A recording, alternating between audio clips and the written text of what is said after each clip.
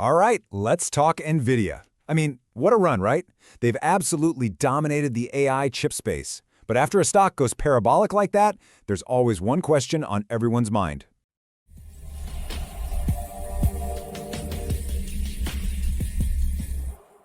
What happens next? Is the party over? Or is this just the market catching its breath before the next big push? It's the multi-billion, maybe even trillion-dollar question. Well, we dug into a really detailed technical analysis that tries to answer exactly that. And honestly, its conclusion might just surprise you. Yep, you heard that right. Even with the recent dip, this analysis is actually pointing to a buy setup forming.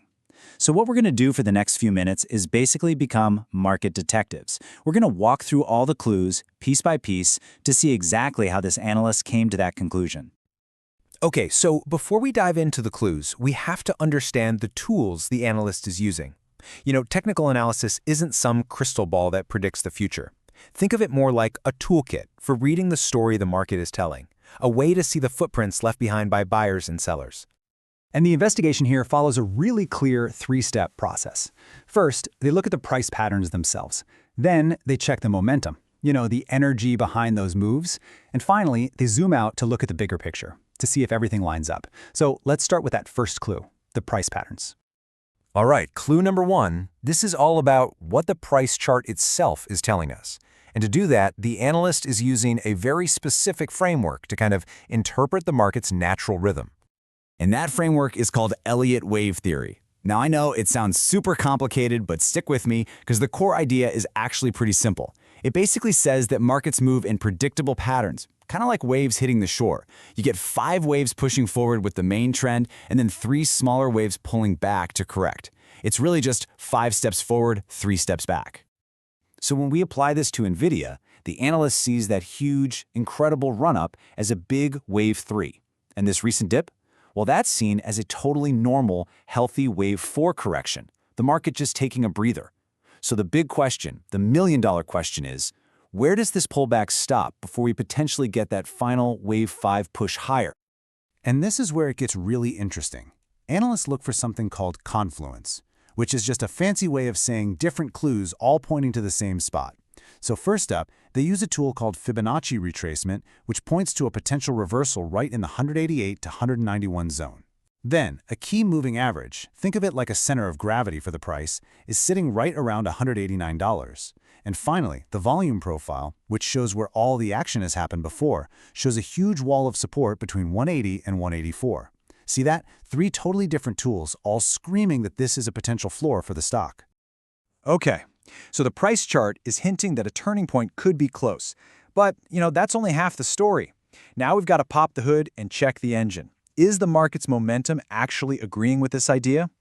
This is one of my favorite parts because it translates all that technical jargon into a story we can actually understand. First, the RSI indicator is showing the stock is oversold on the short-term charts. Imagine a slingshot that's been pulled way, way back. It's just loaded with potential energy. Next, the MACD, another momentum tool, is showing that the selling pressure is just fading. The bears are running out of steam. And finally, look at the volume. The number of shares being traded on this pullback has been pretty quiet. That tells you there's no real panic, no strong conviction behind the selling. It's like the sellers are just getting tired. So, now we have 2 really powerful clues pointing in the same direction, a price pattern that suggests a bottom is near and momentum that shows the selling is weak. When you get that alignment, an analyst can finally move from theory to practice. This is where all the evidence gets put together to build a concrete, hypothetical trading plan with really specific rules. And here's what that looks like in practice. The entry zone? It's right in that sweet spot of confluence we found earlier. Then you've got the stop loss. This is your safety net, placed just below that zone at $177. If the price hits that, the theory was wrong. You get out, no questions asked. And the targets? They're set at levels where the stock has struggled before. The key thing to see here is that every single part of this plan is based on the data, not on gut feelings or emotions. And this all leads to the payoff, the reason you do the analysis in the first place. This hypothetical plan has a reward-to-risk ratio of about 3.5 to 1. What does that mean? It means for every single dollar the analyst is risking if they're wrong, they're aiming to make over $3 in profit if they're right. And for a lot of traders, that kind of positive asymmetry is the hallmark of a really solid setup. Okay, now before we wrap up, we need to pause for a second because this next part is, without a doubt, the most important piece of this entire explainer, so please listen closely. I'm going to read this directly from the source material, word for word.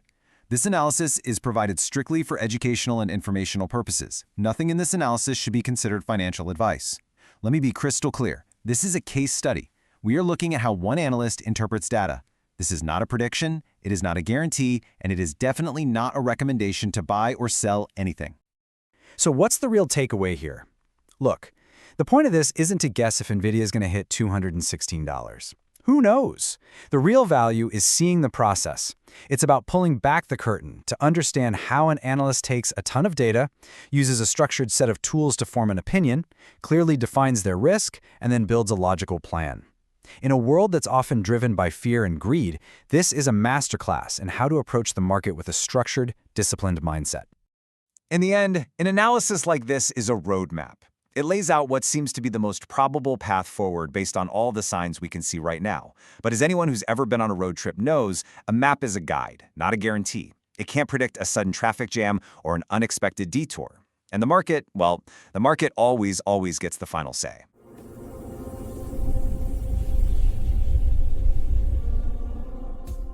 Welcome back to the Deep Dive. Our mission, as always, is to take these super dense research reports, the ones full of jargon and acronyms, and just distill them into the core insights you can actually use.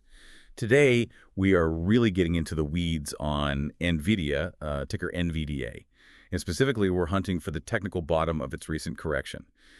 So let's unpack this. The source material we have is an incredibly detailed analysis report. It's not really focused on fundamentals, but on pinpointing a very specific entry point using some pretty sophisticated models. Exactly. We're talking high-level forecasting here. This isn't about, just drawing a couple of trend lines and calling it a day. No, at all. We're decoding a setup that leans heavily on the Elliott wave principle. It's a framework for mapping market psychology through these wave patterns. Okay. But it doesn't stop there. They're layering that with verification tools, things like moving averages, volume profile, RSI, MED, MEA, even Wyckoff methodology. The whole point is to figure out the exact moment this corrective phase is over. And the mission for you listening is to really understand the signals the experts look for when a big stock like this pulls back. And we're going to define what they mean by confluence, that moment where all these different tools, agree. To start, we have to lay out the roadmap. So based on the daily and the 4-hour charts, the analysis shows this massive impulse move in NVDA. Huge run. A huge run from about $117 all the way up to $216. That entire surge is what they call a completed wave 3. That's the big high-octane rally. And this is where that theory of crowd psychology really comes in. Yeah. After a huge aggressive move like that, Yeah. the market has to breathe, right? A corrective wave always follows. Always. And that's what the report labels as the current action, corrective wave 4. Okay. Precisely. I mean, the market never moves in a straight line. And this correction, this wave 4, it's breaking down into its own little pattern. A pattern within the pattern. Exactly. The first sharp drop from $216 down to $186. That was the A leg, the initial shock. Then you had the B leg, which was that weaker sort of rebound back to around 205. The bounce. The bounce. And what we're in now, according to the report, is the final piece of that structure, the C leg. And it's estimated to end somewhere in that critical zone of $184 to $189. So the entire framework, the whole idea, is built on this premise that once wave 4 is done, the selling pressure is gone, and it paves the way for the grand finale, the fifth wave. Yes, and that's the most anticipated move. Why is that? Because wave 5 is often where you see the fundamental euphoria kick in, maximum public participation. So finishing wave 4 just sets the stage for that final big surge up, which should, ultimately go past that $216 high. Okay, so that's the theory. But theories need proof. To confirm wave 4 is really ending, we have to look for hard evidence. That's this confluence zone you mentioned. Right. The support floor where all these independent indicators flash green at the same time. So what are the specific anchors that define this zone? This is really the meat of the report. They define the entry zone as spanning $189 down to $184. And it's held up by 3 major technical anchors. Okay, what's number 1? Anchor number 1 is a classic Fibonacci retracement. The 38.2% retracement level of that giant wave 3, it falls squarely between $191 and $188. Wait, hold on. Why is that specific number 38.2% so important in the correction? Great question. The 38.2% level is often seen as the, let's call it, minimum healthy pullback. It's enough to shake out the weak hands and reset momentum, but not so deep that it breaks the overall bullish structure. So it's like a healthy dose of pain, but the foundation is still solid. You got it. It says the momentum is resetting, not that there's panic. Okay, what's anchor number 2? Anchor number 2 is all about trend strength, the moving averages, specifically the 200-period simple moving average on the 4-hour chart. It's sitting right near $189. And that acts as a sort of dynamic floor. A dynamic floor. It's where the pros expect buyers to show up after a strong run. And the third anchor uses something called volume profile, or VPVR. I feel like this is a tool a lot of people overlook. They do, and it's so powerful. VPVR looks at trading volume by price, not by time. And the analysis shows the point of control, the POC, where the most trading has historically happened, is heavily concentrated between $180 and $184. So that's a zone of maximum historical agreement on value. It is. Price just tends to get drawn to these areas and hold firm. So if we pull it all together, the 38.2% fib, the 200 SMA, and that massive volume shelf, they all point to the exact same spot, that tight range of $189 to $184. That's what confluence really means. Absolutely. It takes the forecast from, just an interpretation into a highly probable event based on data lining up. But you always need cross-checks. Yeah. We have to confirm the selling is actually exhausted, not just taking a quick break. This is where momentum indicators come in. Okay, let's start with the RSI, the Relative Strength Index. Yeah. What's it telling us about the speed of this decline? So if you look across different time frames, you see a key alignment. On the 30-minute chart, the stock is clearly oversold, down around 29.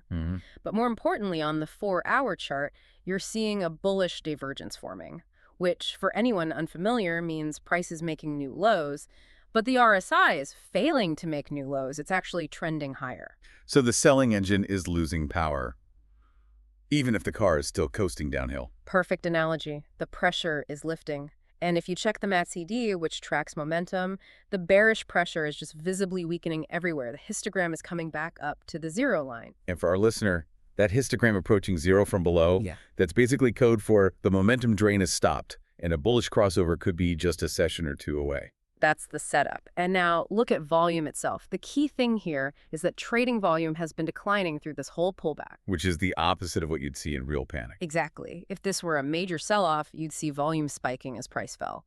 The declining volume confirms this is just profit-taking, not a structural collapse. That's a critical distinction. Now, the report also cross-checks this with another methodology, Wyckoff accumulation theory. This is where we see that technical shorthand, SCS key AR. Right, that's getting deep into market structure, but the takeaway is clear. The recent price action looks like a classic accumulation pattern. You have the selling climax, the SC, then a secondary test of that low, the ST, and then the automatic rally, or AR. And that whole pattern is happening inside that $180 to $200 range. Yep. It's the footprint of smart money, of institutions quietly buying up shares in that range without pushing the price down further. That makes the technical case really strong. But wait, you said earlier that the price is actually a bit below the 50 SMA. Normally that's seen as a short-term bearish signal. Why does the 200 SMA outweigh that? That's a really important question. The 50 SMA tracks the short-term trend, which naturally gets broken during a wave 4 correction. We expect that. If we were trading below the 200 SMA on the daily chart, that would be a serious problem. But because the price is still firmly above that long-term 200 SMA, the bigger bullish structure is completely intact. The 50 SMA break is just noise within the signal. Got it. So it's easy to get lost in the charts, but does any of this stand up to what the company is actually doing? I mean, the technicals are screaming bottom incoming, but does the business support that? The analysis points to 2 key fundamental backstops. First, NVIDIA is still the undisputed global leader in AI chips. I mean, that's not in question. Right. Their position is solid. So even during profit-taking, capital tends to stay within the sector, not flee the company entirely. Second, you have to look at the broader market. The SPX and Nasdaq Q are neutral to bullish. That stability supports NVDA's consolidation. It isn't forcing a deeper dive. Okay, that makes sense. And there's an event coming up, right? Yes. Earnings in late November. The report flags that as a major catalyst for volatility. So the timing here is key. This accumulation phase really needs to happen before that event. Which brings us to the final step, the suggested swing trade plan. And we should stress this is purely for informational and educational purposes. Absolutely. The plan is all about discipline. The entry zone is defined very clearly, that $189 to $184 reversal area we've been talking about. And with any plan like this, risk management is everything. Where's the line in the sand, the invalidation point? The stop loss is set at $177, and that's placed strategically below the structural low and a major volume profile gap.